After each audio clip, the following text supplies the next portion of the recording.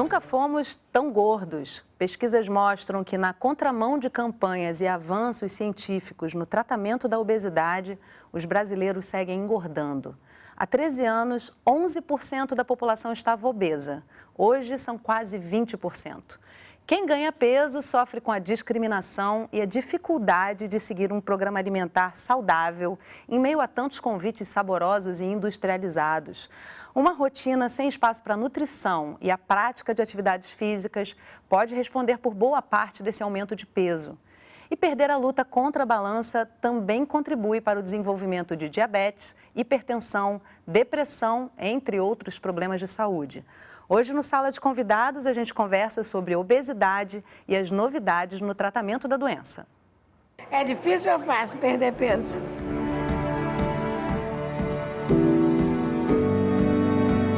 A gente sabe que a obesidade é uma doença. Até de me levantar da cama para ir ao banheiro, eu precisava de alguém. Não é uma doença que é tratada agudamente, ela tem que ser tratada cronicamente. Comigo no estúdio para essa conversa, Ricardo Meirelles, diretor do Instituto Estadual de Diabetes e Endocrinologia Luiz Cabriglione, o IED. Alberto Gonzalez, professor de Medicina Integrativa do Albert Einstein. E Karen Schlesser, nutricionista funcional.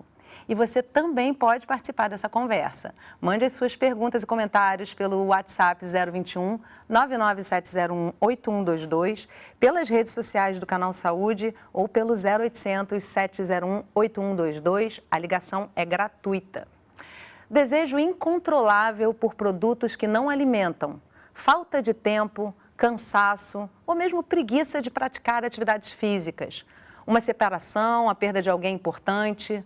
Hoje a gente sabe que as causas do aumento de peso não se resumem à falta de força de vontade.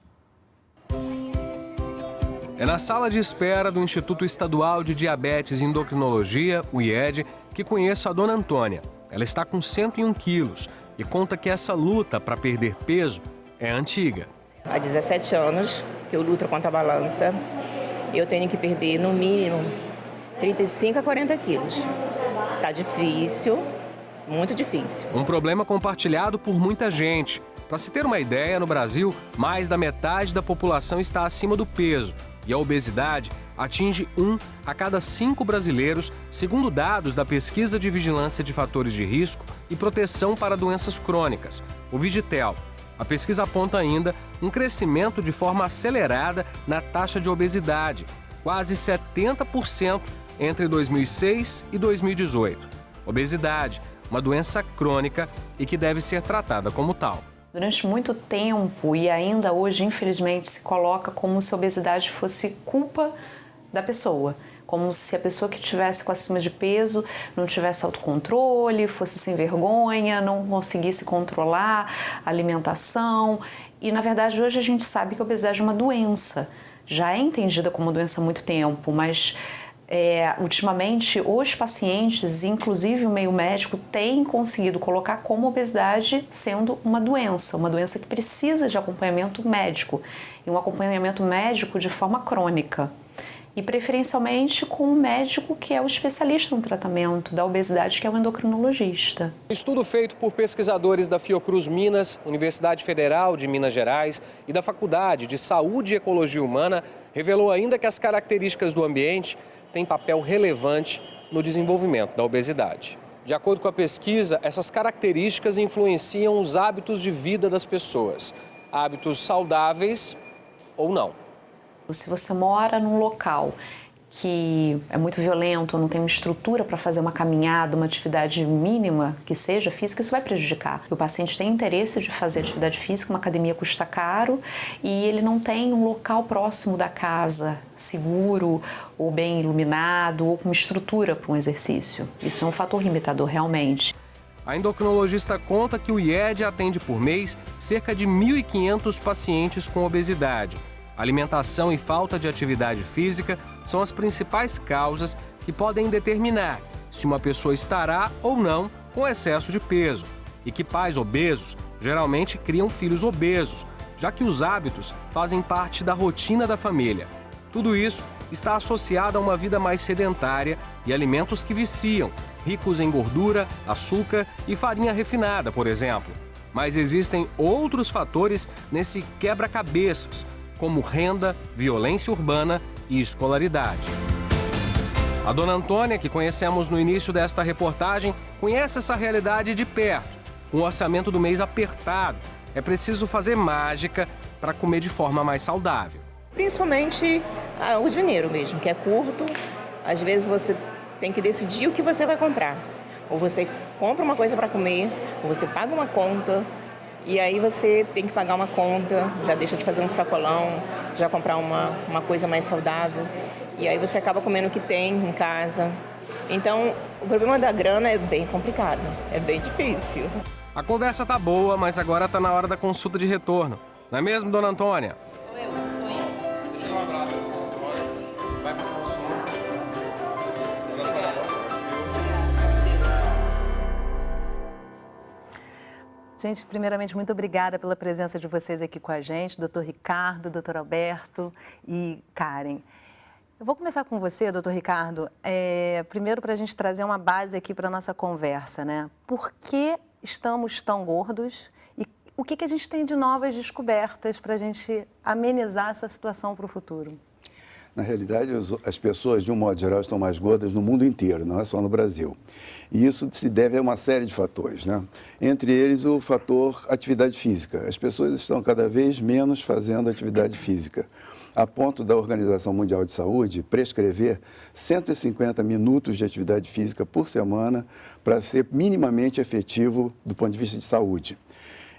Tudo que a gente faz conspira para diminuir a atividade. A única lei que não caiu até hoje foi a lei do menor esforço, porque essa lei realmente é obedecida por todos, né? Então você tem um automóvel que é automático, um elevador para subir para sua casa, você não sobe mais escadas, você vai num shopping, compra tudo no shopping, enfim, tudo conspira para que a gente seja cada vez mais sedentário. Por outro lado, a indústria alimentícia também conspira para que nós comamos os alimentos mais inadequados. Fast food é um problema. Por quê? Porque as redes de fast food usam até de cores específicas para desenvolver o apetite das pessoas. Amarelo e vermelho, por exemplo, é tipicamente uma cor que estimula o apetite, estimula a fome, né? E as pesquisas nesse campo estão, evidentemente, progredindo muito, né? Nós sabemos atualmente que até a flora intestinal pode interferir no ganho de peso. E as pessoas com microbioma, que é o que a gente chama de composição intestinal, têm bactérias no intestino que eventualmente favorecem o ganho de peso. Já estão sendo feitos trabalhos, inclusive em ratinhos, por enquanto ainda não chegamos aos humanos, de transferência de conteúdo intestinal de fezes de um ratinho sem excesso de peso para um ratinho com excesso de peso, e a gente vê o ratinho com excesso de peso perder peso. É fantástico isso, incrível, quer dizer, né? Incrível. Na realidade, ou seja, você muda a flora.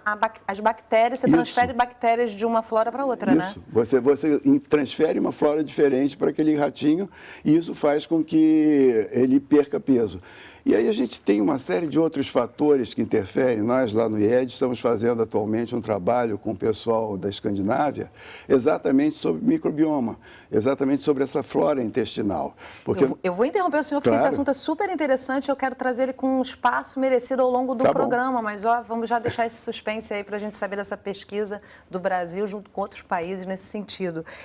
Doutor Alberto, você trabalha com a medicina integrativa, e me corrija se eu estiver enganada, a medicina integrativa vê o corpo como uma coisa só, ou seja, menos especializado em setores, menos setorizados. Existe um conceito de terreno dentro dessa visão. Qual é o terreno para se ser obeso? Se é que você consegue responder isso de uma forma sucinta, porque é um aspecto amplo, né? Eu sou, já há muito tempo estou dentro desse trabalho, eu posso falar de uma medicina integrativa ampliada, que inclui o ambiente, a alimentação e qual é a situação social daquele grupo, quais são as condições socioeconômicas que estão interferindo. Então, nesse conceito mais ampliado, a gente vê que o que está acontecendo no Brasil, o Brasil virou modelo mundial. É o país que mais se presta aos estudos do que está acontecendo. O que é que significa isso? Nós temos uma população com poder aquisitivo menor, como aquela senhora falou, ou eu compro uma verdura, ou eu compro uma comida, e essas, também como o colega Ricardo falou, como as indústrias de alimento processado estão capilarizando, eles estão usando as mesmas técnicas de que a Avon, para procurar de casa em casa, levar esses alimentos vazios, que não têm nenhum nutriente, são alimentos que contêm apenas os derivados da cana-de-açúcar, da glicose do milho e da indústria da soja, das gorduras da soja. Essas são a base para essa alimentação processada, que é a base para toda essa situação metabólica que está acontecendo. Ou seja, o que é curioso no Brasil e assustador também, que as crianças estão sendo afetadas, e quando você afeta um grande número de crianças, você cria um problema metabólico que só vai ser sanado ou não vai ser sanado 20 anos depois, 30 anos depois. Pois essa mensagem que é gravada no intestino, o tipo bacteriano que vem desde o nascimento da criança e passa pelos hábitos alimentares na infância, junto com a epigenética, que é todo um outro controle do metabolismo por genes que são ligados ou desligados, eles vão se perpetuar. Então, a dificuldade para essa pessoa voltar a ter um peso normal no futuro é muito maior. Então, a gente está enfrentando, isso é um desafio de saúde pública, que não basta apenas um ou outro tipo de iniciativa, tem que ser uma iniciativa complexa, né? Instituições como o IAD, como a própria Fiocruz e o próprio Ministério da Saúde e a Anvisa precisam começar a tomar medidas para que a alimentação saia desse círculo vicioso que está acontecendo, no qual os mais prejudicados são aqueles que têm menor renda, os que vivem nas periferias. Para que a dona Antônia possa chegar no supermercado e simplesmente achar esse alimento que alimenta, né, Karen, de forma fácil e barata. É interessante, você traz a medicina, a nutrição funcional, e é interessante a gente começar a verificar a titulação de alguns conceitos. Nutrição funcional, como se a gente tivesse que dizer, nutrição que alimenta, né? Voltar para as origens lá atrás, sair desse produto plástico, né, que a gente acaba consumindo. E aí eu vou trazer para você uma fala da Antônia na entrevista, em que ela fala que tem que fazer mágica, como o doutor Alberto estava trazendo aqui, para poder se alimentar de forma saudável. Como é que você levaria para uma pessoa mais humilde, que tem pouco acesso a recursos financeiros para investir nisso, uma nutrição funcional, ou seja, uma nutrição que alimenta? Eu acho que são nomes um pouco estranhos, mas na verdade não tem nenhum mistério. A nutrição funcional é entender como que está o corpo da pessoa, quais são os sinais, os sintomas que ele apresenta, e entender que existem alimentos e nutrientes específicos que nutrem e tratam diferentes órgãos e tecidos. Então, se eu for pensar em fígado, tem nutrientes, antioxidantes, elementos que tratam melhor aqueles órgãos, e assim vai. Se eu for pensar no olho, se eu for pensar no tecido adiposo, que é o tecido gorduroso também. Na questão dessa senhora, eu costumo dizer que a nutrição é uma jornada de relembrar, né? Então, relembrar que quando a gente ganha peso, na verdade, o tecido adiposo ele está passando por um processo de acúmulo de toxinas, né, onde acontece uma grande inflamação.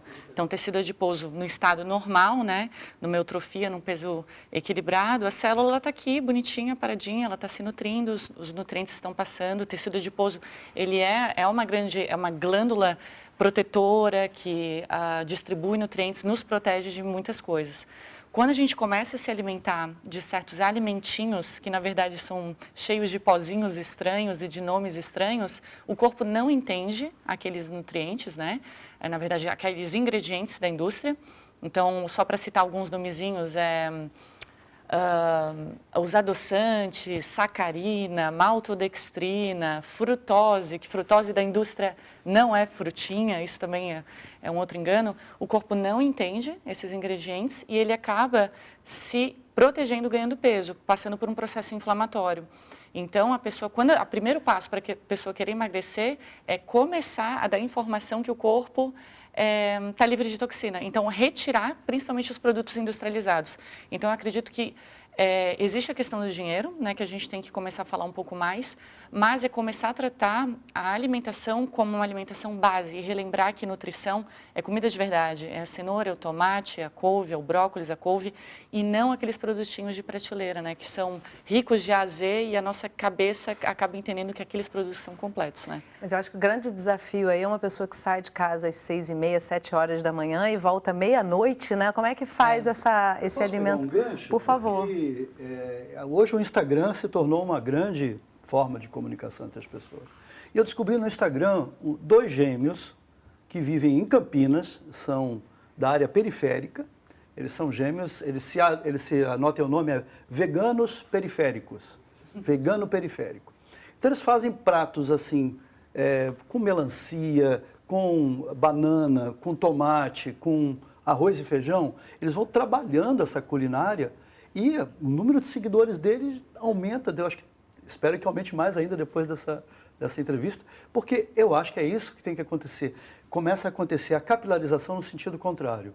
Jovens da periferia que começam a se interessar pelo tema e começam a dizer, é possível a gente fazer uma alimentação que tenha alguma coisa. Mas eu te pergunto, como é que faz para levar isso para a cozinha num expediente que dura, às vezes, 12 horas, incluindo ida e volta para o trabalho? Porque eu acho que esse é o grande desafio hoje. As pessoas vão para uma alimentação mais industrializada porque ela está ali, é fácil. Ela chega ali no restaurante também, ela não sabe se o prato dela está cheio de agrotóxicos e outras toxinas, porque essa fala da Karen é muito interessante, né? A gente está intoxicando o nosso corpo o tempo todo, né? E aí eu já trago um gancho para você, doutor Ricardo, no sentido de como é que a Karen trouxe essa questão da intoxicação e essa questão de como é que se chega nesse microbioma, nesse organismo, esses alimentos e causando uma inflamação. Aí eu te pergunto, qual é o resultado disso e da glicose, que na verdade já não é mais uma glicose original, os produtos derivados da cana-de-açúcar, do milho, como é que isso impacta dentro desse organismo? A primeira coisa que eu queria acrescentar no que a Karen falou é a questão da alimentação saudável e as vitaminas vendidas na farmácia. É completamente diferente a pessoa tomar uma vitamina A, por exemplo, e comer cenoura. Beta-caroteno é fantástico, é excelente para a saúde, mas se você tomar cápsulas de beta-caroteno, você não tem nenhum resultado. Cenoura dá para colocar na bolsa, né, gente? Não, dá para levar a cenoura no dia a dia. Com certeza. Então, eu acho que isso é muito importante, a gente procurar nos alimentos, e cada vez mais a gente precisa desses alimentos, os nutrientes necessários. Por exemplo, você citou a glicose. A glicose no mundo inteiro foi muito aumentado o seu consumo por conta da plantação de cana-de-açúcar, claro. No Brasil, na realidade, só se começou a comer açúcar de verdade, em quantidade grande, generalizadamente, a partir de 1500. Antes de 1500 não existia açúcar na mesa das pessoas, só os reis, as pessoas que tinham muito dinheiro e que podiam adquirir. Atualmente você tem o que a gente chama de calorias vazias, que o Alberto citou, quer dizer, aquelas calorias que só servem como fonte de energia, mais nada, e perderam todos os seus nutrientes básicos. Perderam. É completamente diferente você chupar um rolete de cana e você comer uma coisa que tem açúcar acrescentado, adicionado. É completamente diferente. Por quê? Porque no rolete de cana você está ingerindo também a mesma sacarose, etc. Mas você também está ingerindo aquelas vitaminas que fazem parte da cana e que são necessárias para o consumo e para a metabolização desse nutriente. E só terminando aquilo que você falou, a questão do microbioma. Isso, evidentemente, se reflete no microbioma, porque nós temos mais células no nosso intestino do que nós temos no nosso corpo, de um modo geral. Quer dizer, as bactérias que povoam o nosso intestino são em número muito maior e, por conseguinte, têm um efeito muito maior também na nossa saúde do que aquelas outras células todas. Então, cuidar desse microbioma, uma coisa que o Alberto também falou que é extremamente importante, é que uma série de fatores interferem na composição desse microbioma, até o parto.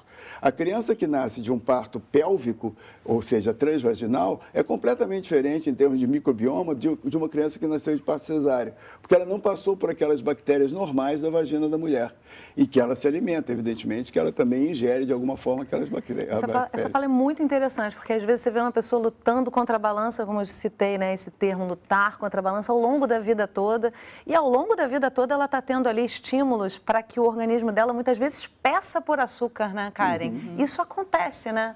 As pessoas ficam com desejo, às vezes, insuperável enquanto não se come um doce, precisa comer doce. Isso, com certeza, muita gente se identifica com isso, né? É uma questão que a gente tem que levar a sério, né? São hormônios dopaminérgicos que são liberados assim como a gente libera com qualquer outra droga, né? Com cocaína, heroína. Então, tudo que é dopaminérgico se torna viciante. E açúcar é droga, então. E açúcar nesse se torna sentido, viciante, né? Nesse sentido, açúcar age como uma droga no corpo, né? A pessoa fica excitada, né? Depois ela fica um pouco para baixo e ela precisa novamente daquilo. Mas o que você estava falando, assim, como trazer isso para a prática, até para uma pessoa viciada em açúcar, eu acredito que é ter sempre um acompanhamento. Isso é muito importante porque qualquer pessoa, se fosse vício de cigarro, vício de álcool, vício de droga, é a mesma porção cerebral que está sendo ativada e isso precisa de um acompanhamento, precisa de uma ajuda, de um braço amigo e precisa de uma jornada, de uma meta final, onde que eu vou chegar. Mas eu acho que para tudo na vida, qualquer mudança, estilo de vida, a gente precisa entender o porquê daquela mudança. Então, por que eu quero emagrecer? Por que sair do excesso de peso para mim é importante? E eu acho que mais do que tudo é sentir vitalidade, se sentir bem saindo da cama, se sentir bem para poder cozinhar, se sentir bem. Então é um ciclo, né? É ir além da estética, né? Melhor. Porque a questão estética, eu acho que é uma outra discussão, né? Porque, como eu disse no começo, sofre muita discriminação e não deveria, né? Porque isso é uma questão de saúde, né? Quando eu atendo uma paciente obesa no consultório, ou um paciente, a primeira coisa que eu digo para ele, eu não estou preocupado de você ficar mais magro. A primeira preocupação que eu tenho com o paciente que está obeso é que ele fique mais saudável, que ele comece a se alimentar melhor a partir do dia que ele sai do consultório. A partir do atendimento acabado, ele já sabe que ele vai mudar para uma alimentação baseada em plantas. O grande detalhe é esse. A gente pode falar de outros nutrientes, mas as plantas em si, por conter um alto item de uma quantidade grande de fibras, e por ter carboidratos complexos, que não é o açúcar, que não é a glicose do milho, mas é o milho, né? Ou até chupar cana mesmo, né? Quando o paciente entende que ele pode comer vários alimentos, inclusive frutas, que seriam calóricas, mas ele passa a comer a fruta e não a balinha de fruta, e ele começa a perceber que algo dentro dele muda. E a cor da pele aparece na mesma hora. Os olhos começam a brilhar, a pessoa muda até o aspecto do cabelo, muda o aspecto físico e continua gordinha. E eu digo, vamos esperar, a gordurinha é em segundo plano. E outra gordura que eu costumo focar, que é um assunto que todo mundo que deve saber também, e que relaciona a obesidade com o diabetes. Por que a obesidade é tão relacionada com o diabetes? É porque a gordura vai parar dentro da célula. A gordura vai parar dentro do músculo, da célula muscular. E a célula muscular vendo aquela gordura, ela também se acostuma. Ela fala, não, vou queimar gordura e não vou queimar carboidrato. Então ela passa a queimar gordura e os canais de insulina se fecham. E a glicose fica alta e isso é uma das maiores causas do diabetes do tipo 2. Eu, como sou professor, eu sou um médico que é professor, então eu tenho um quadro no meu consultório. Eu costumo fazer os desenhos dentro do consultório mostrando a célula com gordura e dizendo, você está entendendo, enquanto não sair essa gordura da célula, isso nada vai melhorar. Tem que sair a gordura de dentro da célula e voltar a consumir carboidrato. E o exercício, aí que entra o exercício, é muito fundamental nisso tudo. Se a pessoa não sair, não se movimentar, ela não vai ter progresso nem para a obesidade, nem para a hipercolesterolemia, nem para a hipertensão e nem para o diabetes, que são consequências do... Isso é muito interessante, porque é uma mudança de dentro para fora, né? Não é a estética que nos obriga a emagrecer, mas a percepção... Vocês três concordariam se eu afirmasse que obesidade é um sintoma? Está correto dizer isso? Sintoma basicamente do quê, doutor Ricardo? É uma aparência de doença que pode significar várias doenças na realidade. A pessoa pode ter até doenças endócrinas, efetivamente, que causam aumento de peso, mas essas são a minoria. A grande maioria é um hábito de vida inadequado, é mudança de hábitos de vida, e que é a coisa mais difícil da gente conseguir. Talvez a obesidade seja a doença crônica mais difícil de ser tratada, exatamente porque envolve mudança de hábitos. E essas mudanças de hábitos não se conseguem da noite para o dia. Consegue-se com convencimento, evidentemente, a pessoa tem que estar ciente de que aquilo pode ser melhor para ela e ela tem que adotar uma série de hábitos novos. Uma coisa que a Karen falou que me deixou bastante sensibilizado é a questão do açúcar, que não só tem a sua ação de tranquilizante, etc., como também é utilizado pelas mães, de um modo geral, né, para tranquilizar os filhos. Então, a criança, desde muito pequena, costuma comer açúcar. E isso aí cria uma associação natural entre a presença da mãe, aquela coisa boa de você ter a mãe do lado, dando suporte a você, dando carinho, etc., e o açúcar. Então, essa vinculação é que faz com que a pessoa... Né? Exatamente. Esse vínculo afetivo é que faz com que a pessoa passe o resto da vida procurando no açúcar aquele carinho da mãe que ele tinha quando pequeno. Então, isso aí é uma coisa muito importante que a gente tem que levar em consideração quando trata de uma pessoa que tem, por exemplo, vício em açúcar. Não é só a questão da dependência que existe, sem dúvida nenhuma, mas também os aspectos psicológicos que têm que ser abordados. Olha, eu vou encerrar esse bloco aqui com a participação de um dos internautas que seguem a gente nas redes sociais, o Pedro, do Rio de Janeiro, encaminhou para a gente via WhatsApp um comentário que acho que traz bem isso tudo que a gente está discutindo aqui. O meu filho está com 18 anos e sente prazer em comer, principalmente doces. A nutricionista dele disse que o prazer em comer era mais forte do que a autoestima, a vaidade dele. Está cada vez mais dentro de casa, há anos não vai à praia, mesmo morando perto, e quando sai, não importa a temperatura, só usa calça comprida e camisa com manga. É inversão. Eu vou pedir para vocês guardarem essa mensagem para a gente comentar no próximo bloco. Então, Sala de Convidados faz um breve intervalo, volta rapidinho, não sai daí.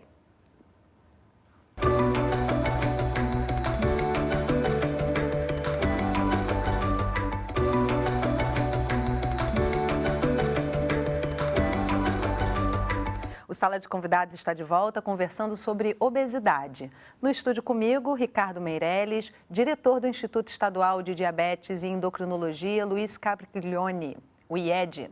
Alberto Gonzalez, professor de Medicina Integrativa do Albert Einstein. E Karen Schlesser, nutricionista funcional.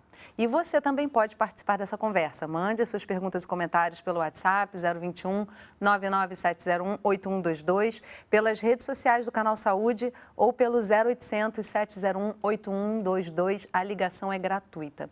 Antes de eu chamar a próxima matéria, eu quero trazer aqui o comentário de vocês sobre a fala do Pedro, né? Sobre o filho dele. A gente ficou aqui conversando no meio do intervalo. Doutor Alberto, você estava comentando como é que isso pode ser traduzido, né? A coisa é tão importante que hoje existe uma revista científica que está nas prateleiras de bibliotecas e universidades, chamada Gut Microbes, quer dizer, uma revista científica chamada Micróbios Intestinais.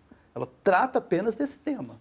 E de uma revisão dessa revista, de um artigo muito bom, eu vi uma coisa muito clara sobre dois grupos bacterianos que estão sempre disputando a hegemonia no nosso tubo digestivo, que é os Firmicutes e os bacteroides, né? Os Firmicutes, eles são quando a pessoa tem Firmicutes, ela tem avidez por açúcar, ela tem avidez por doces, e o pior, ela come e os Firmicutes jogam tudo isso, é aquela pessoa que bebe um copo d'água e engorda. Entende? Porque ela já está tomada com esse tipo bacteriano que clama por aquele pudim, que clama por aquele chocolate. É mais forte que ela, pode-se dizer, né? É mais forte do que a pessoa. A pessoa precisa substituir pelo grupo bacteroides, que é um grupo mais moderado, bacteriano, né? Como é mais bactéria do que célula do corpo, como ele falou. Então, eles mandam na gente. Então, se você não mudar o grupo intestinal, eles vão continuar ordenando a você, é uma ordem, né? Coma aquele pudim, coma aquele chocolate, coma aquele doce. A gente é comandado mesmo, né? Por micro-organismos, né? Um outro fator que eu acho muito importante, que é trocar o prazer imediato pelo prazer tardio. Ele cita aí de que mas eu falei que ele vai poder ir à praia melhor, vai ficar com o corpo melhor, etc. Só que isso é um prazer que está muito à frente. No momento, o corpo dele está gordo. Então, ele precisa daquele açúcar para dar o prazer imediato que a Karen falou. Quer dizer, aquele prazer que ele tem pelo centro da recompensa no cérebro dele.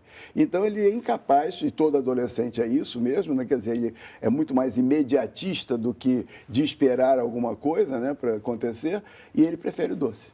Quer fazer algum comentário, Karen, a respeito dessa fala do Pedro? Olha, são todas questões, né, relacionadas à adolescência e ganho de peso. Eu fiquei aqui pensando, a gente está falando muito sobre açúcar, e, na verdade, quando uma pessoa vem ao consultório e fala, mas eu não como açúcar, nenhum de nós praticamente come açúcar, ninguém mais, eu não vejo mais ninguém colocando açúcar no café, né? A gente até, inclusive, usa adoçante, e que adoçantes usamos, né? Então, quando a gente está falando sobre açúcar, é revisar a lista dos ingredientes desses produtos, né? Que tem a mesma ação de açúcar. Então, esses nomes estranhozinhos que eu citei, eles têm ação igual ao açúcar, Viram são açúcar, dopaminérgicos tanto quanto. Então, descascar mais e desembalar menos. É aí que a gente vai fugir da onda do açúcar. Então, a gente vai agora assistir a história de uma pessoa que o doutor Ricardo conhece bem, lá do IED, e vamos mostrar um exemplo bem claro de quando isso sai realmente do controle. A obesidade que imobiliza e resulta em diabetes, pressão alta e depressão. Nossa equipe de reportagem foi conhecer a história da Gláucia, que chegou a pesar mais de 300 quilos.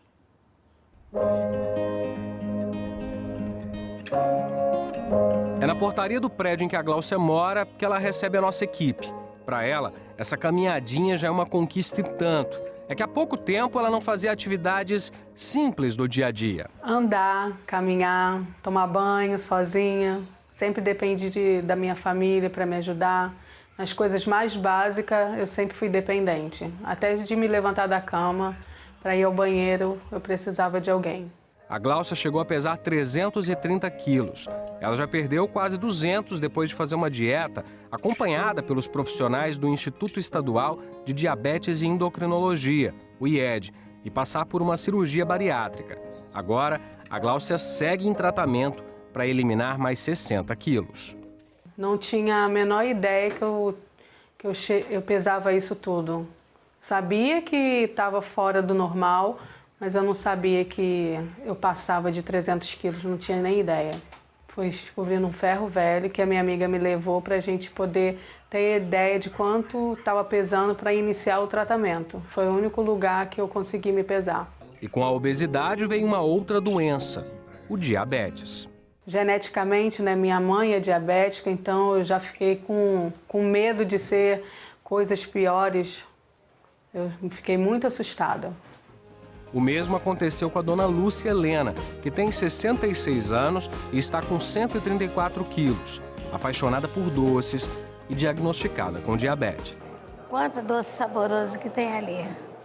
Só posso olhar. Não posso... É difícil ou fácil perder peso? Difícil, meu filho. Pastéisinho de Belém, não sei o que, doce de amêndoas. Você olha, você pode comer. Não, você é diabético. E essa não é a única doença que pode ser causada pela obesidade. São muitas doenças, algumas que a gente nem sabe, a gente normalmente associa, né, com pressão alta, com diabetes, com colesterol alto, mas, por exemplo, tem alguns cânceres que estão associados com obesidade. A gente teve, né, toda a divulgação no mês de outubro, né, do câncer de mama, do outubro rosa, e o câncer de mama é um câncer que está associado, por exemplo, com obesidade. Então, não só as doenças já classicamente associadas, né, à apneia do sono, enfim, são mais de 200 doenças que estão associadas à obesidade, que são causadas pelo excesso de peso. E o excesso de peso é um fator de risco que muitas vezes pode levar a uma doença que age de forma silenciosa, a depressão. Existem estudos mostrando a associação de obesidade com depressão. Aqui no Instituto, nós tratamos não só obesidade, né, mas também transtornos alimentares. Alguns pacientes com obesidade apresentam transtornos alimentares, como compulsão alimentar, e eles precisam, em especial, de um acompanhamento psiquiátrico, psicológico, junto com o acompanhamento com o endocrinologista. A dona Lúcia conta que começou a ganhar peso depois que o filho dela morreu. Eu perdi meu único filho. Ele saiu para dar uma volta e o cara matou ele por causa de uma moto. Aí daí eu comecei a engordar. Cheguei a esse ponto. Eu sempre fui uma pessoa independente, sempre trabalhei. Nunca dependi, saía de manhã, voltava de tarde. Daí pra cá, fiquei em casa, me aposentei, perdi a autoestima. Já a Gláucia, há 3 anos, está com diabetes em remissão. Isso graças ao peso controlado. Mesmo assim, ela não vai ter alta. Os pacientes com obesidade precisam de um tratamento crônico. Não é uma doença que é tratada agudamente, ela tem que ser tratada cronicamente. Porque hoje eu ando de ônibus, vou trabalhar, coisas que eu não fazia há 12 anos, na luta contra a obesidade, 12 anos. A gente engorda, às vezes, de uma hora para outra, né? Mas para a gente combater a obesidade é muita determinação, é muito foco e muita ajuda.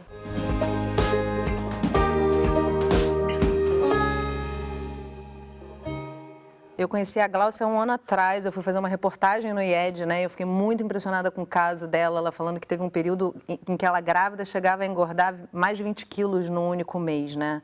E difícil explicar o que acontece com uma pessoa quando chega nesse nível em que realmente é galopante o avanço da obesidade. Aí eu pergunto para você o seguinte, o IED faz parte do sistema público, faz parte do SUS. Como é que uma pessoa chega no IED? Pela regulação. Existe atualmente não existe livre demanda para o IED. Antigamente nós tínhamos a livre demanda, agora é pela livre regulação. demanda você diz chegar lá e pedir a consulta. Chegar lá e pedir, exatamente. Agora não. Agora tem que ser pela regulação, ou seja, ele tem que ir numa clínica da família, a clínica da família fazer o diagnóstico de excesso de peso, obesidade ou algum problema endócrino, e aí então encaminha para o IED para nós tratarmos. Infelizmente o paciente não pode ir diretamente ao IED. Agora eu acho muito importante, já que pegando esse gancho, dizer que o médico que trata a obesidade, como o médico que trata, de um modo geral, as doenças crônicas, é diferente o relacionamento com o paciente daquele médico que trata uma doença aguda. Uma infecção pulmonar é muito simples, você dá um antibiótico, você vai tomar esse antibiótico tanto tempo, acabou, daqui a 7 dias você está resolvido o problema. Não estou diminuindo, absolutamente, são diferentes, apenas diferentes. Então, o médico que trata de obesidade e as doenças endócrinas de um modo geral tem que ser muito mais cúmplice do paciente, muito mais professor do paciente do que propriamente médico, porque ele tem que ensinar o paciente a cuidar da sua vida e, enfim, eliminar, por exemplo, os alimentos que podem ser mais problemáticos para ele, etc. E nós temos, só para terminar, nós temos que lembrar que o açúcar também, às vezes, não é o maior vilão. Nós temos a gordura também. E você dificilmente pega um doce que não tenha também gordura. Gordura ruim, né? Gordura Porque hoje ruim, já se separa até geral, o tipo claro. de gordura, né? Mas os excessos são sempre excessos. De qualquer maneira, mesmo a gordura boa, ela tem valor calórico. Quer dizer, então a gente tem que moderar o consumo dessa gordura também. Não pode comer de uma maneira indiscriminada. Mas o problema é que os doces, de um modo geral, e ela citou pastéis de Belém, etc., são basicamente gordura. Cada grama de gordura tem 9 calorias, enquanto cada grama de açúcar tem 4. São os milhões de micro-organismos implorando por açúcar dentro dela, né? Eu já ouvi um pesquisador dizendo numa entrevista que nós somos 10% humanos, né? 90% micro-organismos. Eu tenho uma outra participação aqui via Instagram, do Elver Dias. Ele pergunta, acho que a gente já acaba de responder isso, o sistema de atenção básica, no caso o IED não é atenção básica, né? O sistema de atenção básica está preparado para realizar o correto manejo desses pacientes? E aí, doutor Alberto também trabalha no sistema público, né? Eu vou dizer uma coisa que vai polemizar.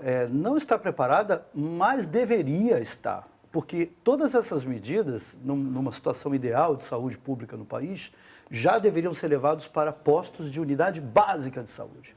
É ali que você deveria dar aula de alimentação para cada paciente que vai lá procurar um anti-inflamatório, que vai procurar um antidepressivo, que vai procurar... Vamos lá, vamos fazer o suco verde, vamos fazer um prato cheio de vegetais, vamos fazer uma dieta à base de plantas, retirar a gordura em excesso. A gordura em excesso é uma das coisas mais impactantes em todo o quadro alimentar brasileiro. Basta você ir num ponto de ônibus, que você vai ver o que está vendendo no ponto de ônibus. Vende coxinha, vende pastel, vende o quê? Carboidratos, né? Amido com gordura. Refinados, né? Então as pessoas estão com fome naquela hora, elas acabaram de sair de trabalho, estão voltando para casa, vão pegar 1h30 de ônibus, elas vão comer uma coxinha e é barato. Né? Mas o contrário também é um problema, ou seja, a pergunta que se faz é um comerciante que abre uma loja com um oferecimento, vamos dizer que oferecesse lá abacate, aipim, só produtos bem saudáveis, muitas vezes não vai ter o apelo para atrair esse público? Eu vou ter que emendar aqui para responder exatamente o que afinal de contas, eu estou fazendo nessa minha vida. E eu fico feliz de saber que eu acertei o caminho, porque hoje a Harvard School of Medicine, a principal, a faculdade mais ranqueada no mundo, ela desenvolveu o termo Culinary Medicine, quer dizer, medicina culinária. Ou seja, o que se baseia a medicina culinária? Você reeducar as pessoas na cozinha, voltar todo mundo a cozinhar as coisas, preparar da forma que preparava tradicionalmente. E eles lá, no artigo que eu li sobre isso, ele diz claramente o coaching, que é uma palavra nova, muito usada para a parte empresarial, mas na verdade esse coaching é o quê? É acompanhar, como ele bem disse, para o resto da vida aquele paciente. Ele vai ter que estar sempre sendo perguntado como é que foi a sua semana, o que você comeu essa semana, você pisou na bola com alguma coisa, você foi naquele aniversário de criança, comeu tudo que tinha no aniversário, então você tem que resgatar ele logo depois desse fato. E isso é um acompanhamento que é um grande desafio, porque envolve tecnologia, você não pode fazer isso com 10 pessoas, você faz. Com 100 mil é bem mais difícil. Então a tecnologia pode ajudar nisso. Eu acho que é um dos grandes divisores de água nessa etapa agora. Agora, eu acredito que seja uma unanimidade de que a Gláucia precisou de um tratamento radical, né? Sim. E te pergunto o seguinte, Karen, para te trazer aqui para a conversa sobre a Gláucia, né? Assim, lógico que a nutrição sozinha não vai conseguir lidar com um paciente de 330 quilos. Como é que você trabalharia com um paciente em paralelo com a medicina para poder auxiliar, porque como a Lívia, a médica do IED, fala ali, é para sempre, né? A Gláucia ela vai estar para sempre em tratamento, é uma doença crônica, efetivamente, a obesidade, né? Geralmente o paciente que vem até o meu consultório, num caso de obesidade mais avançada, já está sendo acompanhado por um médico, né? Em muitos casos, esse paciente já está sendo acompanhado com o uso de medicação. O trabalho, eu acredito, né, na minha prática, ele sempre funciona com uma equipe integral, né? Então, uma equipe multidisciplinar. Então, o paciente vem a partir do médico, né? Vem com, às vezes, uma bateria de exames de medicamentos, e o nutricionista, ele tem aquela função de trabalhar com a base. Como que está o comportamento do paciente diante da comida? Como que ele vai ao supermercado? Como que ele faz as compras? Que horário ele trabalha? E, às vezes, muitas vezes, também acompanhado de um psicólogo, né? Ou um psiquiatra para utilizar outras medicações e entender mais do comportamento da pessoa. E o que eu vejo hoje no meu consultório, né, que eu falo muito sobre o dia a dia, porque existe muito o ideal, né? Vamos comer marmita saudável de manhã, vamos comer salada no almoço e no jantar. Então, o meu papel é trazer, olha, a gente tem esse ideal e você tem essa vida. Como que a gente vai trazer tudo isso para ser prático, você sentir um prazer nisso e querer continuar? E eu vejo que muitas vezes é trabalhar com a raiz da questão, né? A organização, como trazer isso para a prática. E eu vejo que as pessoas estão muito desconectadas da dieta à base de plantas, porque tem muita dieta hoje em dia, né? Tem dieta cetogênica, tem dieta paleo, tem dieta proteína. E de todos os congressos que eu participo, de todas as aulas, e acredito que muitos, né, aqui, eu acho que nada combate o que traz saúde para o ser humano, Homo sapiens, é uma alimentação à base de plantas, é comer mais vegetais. Antes de pensar em fruta, grãos, cereais, gorduras... Modas, né? Porque um dia tapioca, no outro dia você come 4 ovos e está ótimo, no outro dia não pode comer ovo porque o colesterol é o contrário, na verdade. Antes não podia, agora pode. E que são alimentos considerados saudáveis. Os ovos são saudáveis, a carne também é saudável, mas se a gente sai muito do olhar das plantas, da salada, das hortaliças, é onde a gente começa a adoecer. Porque são as plantas que vão dar comidinha para as bactérias saudáveis, são as plantas que vão trazer clorofila, que mimetiza a ação de oxigênio e hemoglobina no nosso sangue, é assim que a gente sente vitalidade, assim que regulariza o nosso ciclo circadiano, o relógio interno. Então, se a gente diz, eu como salada, mas às vezes só tem 2 fiapos de rúcula ali no prato do almoço, não é comer salada. Rúcula é até um avanço, porque geralmente é o alfacezinho mais basiquinho, né? E meio deprê, né? Então, como deixar, assim, os vegetais de uma forma prática no dia a dia? Então, ao entrar no supermercado, eu falo para a pessoa, pergunto como que é, né? Eu fico na dúvida, o que eu vou comprar? Olha, começa pela seção do hortifruti, né? Começa a comprar os vegetais e depois o resto vai fluir. Mas se você ter essa abordagem de que a base da minha alimentação é planta, o resto é resto, já fica mais fácil. Isso é muito interessante porque, na verdade, a gente, como vocês estão falando, existe um equilíbrio aí desses micro-organismos que estão no nosso corpo, que precisam ser alimentados ou não, né? Poder alimentar o lado bom desses micro-organismos. Agora, vamos para aquela frase que hoje já está até clichê. Existe gordo saudável? Sim, eu acho que existe. Pelo mesmo princípio que eu lhe falei, aquela hora. Quando eu pego um paciente e digo, quero que você fique saudável primeiro.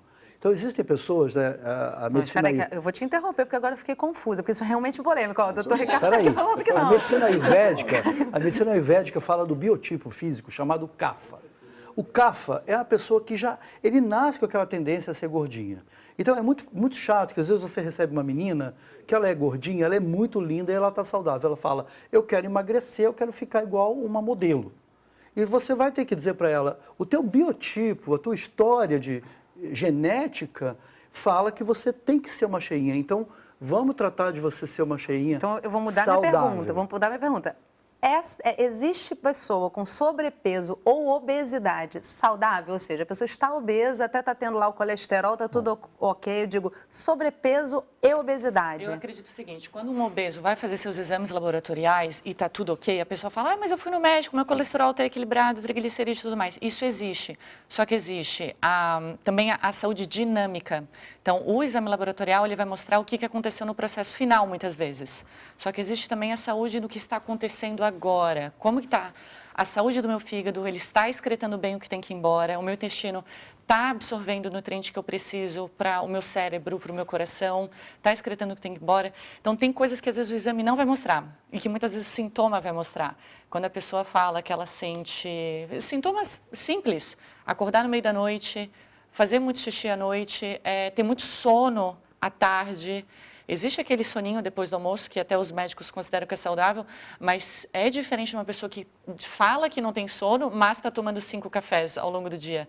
Então, essa saúde eu acho que a gente tem que rever. Tem uns pequenos sintomas que eu não declararia como extremamente saudável, que a gente precisa dar uma revisada na alimentação, no hábito e tudo mais.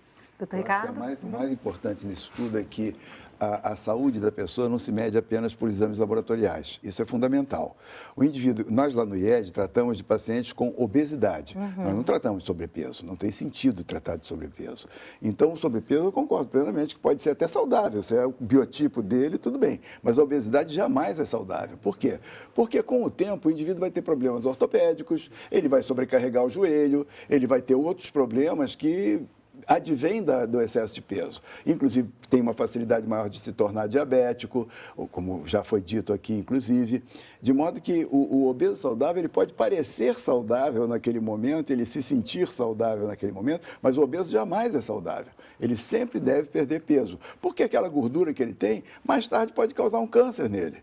Nós acabamos de ouvir a Lívia dizer que uma das consequências da obesidade é o câncer. Na mulher, inclusive, o câncer de mama, que a gente vê com uma certa frequência advinda de um excesso de peso mantido durante muito tempo. Por quê? Porque o excesso de peso acarreta acúmulo de gordura, e dessas gorduras todas, não é toda gordura que é igual, porque a gordura subcutânea é diferente da gordura visceral, e a gente tem que ver onde é que está essa gordura. O indivíduo que tem uma perninha mais gorda não quer dizer que ele seja doente, mas o indivíduo que tem uma barriga maior, ele certamente vai ter problemas, porque ele tem uma gordura visceral maior.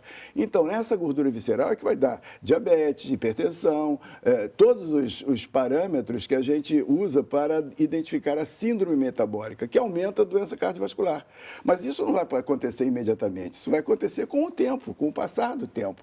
Então, a pessoa vai acabar tendo problemas por conta do excesso de peso. Então, o gordo saudável é uma coisa um pouco perigosa da gente dizer, principalmente em público, porque não existe gordo saudável, existe sobrepeso com menos problemas e que não vai ter as consequências do sobrepeso. Tem que analisar cada caso, né? Assim, exatamente. Os excessos. Agora, eu queria... A gente tem que considerar o biotipo. O biotipo existe. Sim. Existe o biotipo mais atlético, o biotipo que é mais cheinho e o biotipo mais muito fininho, muito ralinho, né? Isso existe, é uma configuração biológica. E eu acho que é um pouco assustador, porque muitas pessoas procuram dizendo, eu quero emagrecer porque eu quero ter esse aspecto. Eu acho que isso é uma outra discussão, assim, cabe sim. um outro programa, não, claro, porque obeso... a questão da gordofobia é muito radical no Brasil, claro. Em vários sentidos. A gente tem um padrão de beleza que se você é magro, você tem mais chance de ser considerado bonito, né? Não, mas a obesidade tanto é uma doença, né? que ela é uma das coisas mais que custa, leva mais custo para a saúde. Porque ela leva ao diabetes, que é o que leva a custos de saúde. Não há dúvida que a obesidade é uma doença, né? Agora, é muito importante a gente abordar com a questão do hábito de vida. Eu sempre considero, quando o paciente começa a mudar o hábito de vida dele, a gente já está no caminho, começou a tomar a direção certa.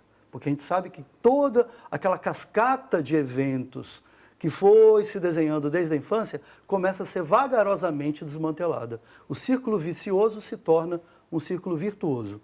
E aí é hora de você olhar para esse paciente com muito carinho. Eu tenho tido pacientes que estavam na fila para a cirurgia bariátrica e simplesmente deixaram a fila. E disseram, eu vou assumir e vou continuar essa alimentação Por quê? Não foi da noite para o dia. Demorou praticamente 2 anos. Não foi fácil, provavelmente, né? Não Lá foi no fácil. comecinho do programa a gente viu a dona Antônia falando, é fácil emagrecer? Não, não é fácil emagrecer, né? Para muita gente, acho que para a maioria das pessoas não é fácil emagrecer. A gente está começando a caminhar para o finalzinho do programa. Eu queria trazer aqui um comentário para vocês analisarem, né? Eu li um artigo há um tempo atrás falando sobre toxicidade e obesidade, toxinas e obesidade, acho que a Karen também comentou um pouquinho no início do programa. Gordura local de armazenamento de toxinas, isso é um fato? Eu li nesse artigo, ou seja, se você tem muita concentração de gordura, você está guardando toxinas. E que toxinas são essas, Karen? Assim, viver é tóxico, né? A gente respira, a gente está se intoxicando. Como é que a gente faz para liberar? É muito abrangente esse mundo de toxicidade, né? Hoje a gente fala sobre os disruptores endócrinos, são ingredientes que estão ao nosso redor, que muito facilmente, então o cloro da nossa água, o cheirinho do amaciante do meu lençol, a maquiagem que eu estou usando, o absorvente, os algodões, no caso do homem, pós-barba. Então, todos esses produtos de cosmética, de higiene pessoal, a panela, às vezes aquele teflon meio já arriscado, não é que uma panela vai te adoecer, mas um somatório de coisas. A gente começa a ver que o corpo, né, e as nossas glândulas, tecido adiposo é uma grande glândula e a gente tem as glândulas como a glândula da tireoide, os testículos, os ovários, que tem muita gordurinha também. Então, como eu estava falando anteriormente, tudo que tem gordurinha gosta muito de toxina. E aí, essas glândulas, elas começam a agir de uma forma um pouco desequilibrada porque elas estão muito intoxicadas.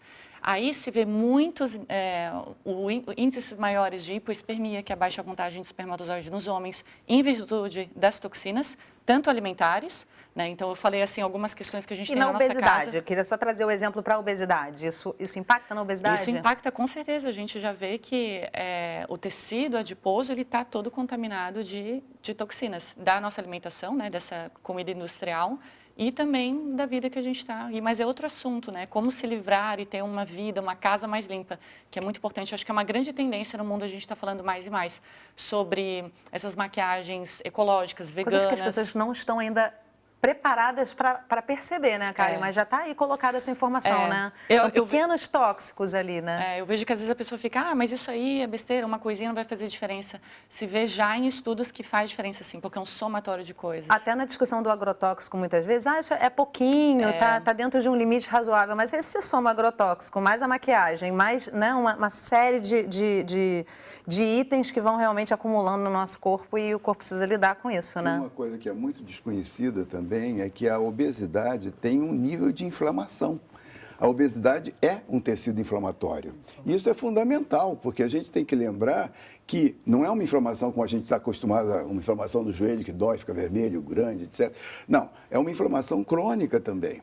E essa inflamação crônica da obesidade é extremamente prejudicial para o organismo, porque ela aumenta algumas enzimas que, por sua vez, impedem a ação da insulina em determinados lugares, aumenta o problema do endotélio. O que é o endotélio? O endotélio é o revestimento interno dos vasos sanguíneos.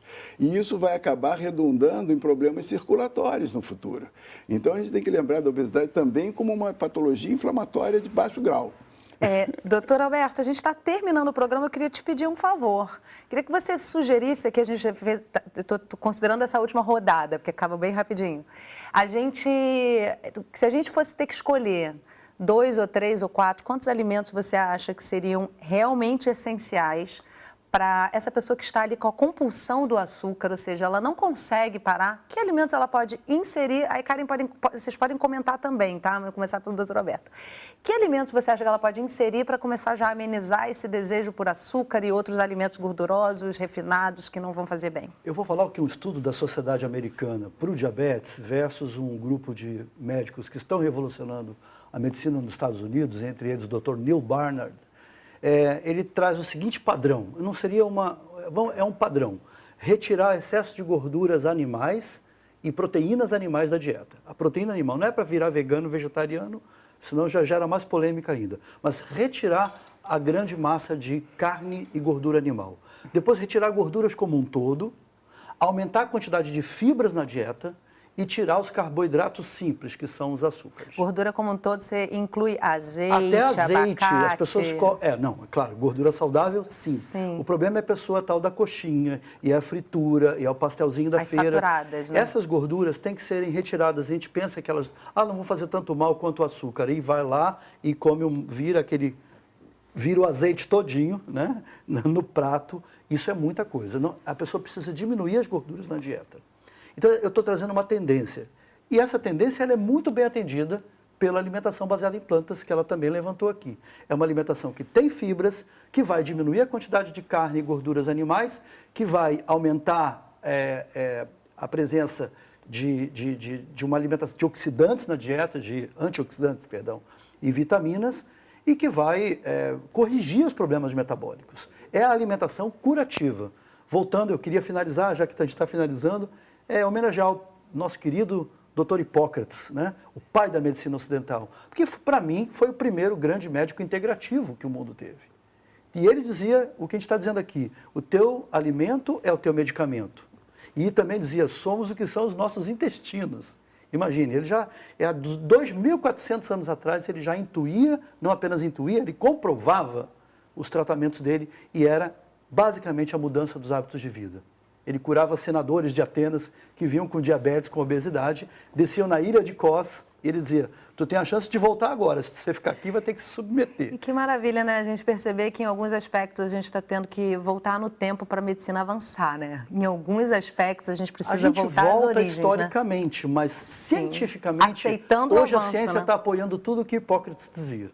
A ciência começou a apoiar. Que era fruto de observação de Hipócrates. Na realidade, ele era um grande observador. Sim. E ele via as coisas acontecerem em torno dele e chegava a conclusões apenas pela observação. É um negócio fantástico. Isso foi muito feliz. Ele escreveu uma síntese, né? Claro. Então, ele é o pai da medicina ocidental. Eu adoro ver médicos concordando, inclusive falando de medicina de uma forma de tão múltiplos olhares, né? E como ela pode se integrar e acrescentar. Eu quero dizer para vocês que eu pessoalmente gostei muito dessa conversa, acho que aprendi muito. Agradecer muito a presença sua, Karen, doutor Alberto, doutor Ricardo. Foi um prazer ter vocês aqui com a gente. Infelizmente tem que encerrar esse programa, mas temos aqui várias outras pautas para discutir dentro desse assunto. Muito obrigada. O programa de hoje termina aqui, mas se você quiser rever ou compartilhar com os amigos, é só entrar no nosso site, canalsaude.fiocruz.br. E na próxima semana a gente volta com mais um assunto importante para você. Até lá!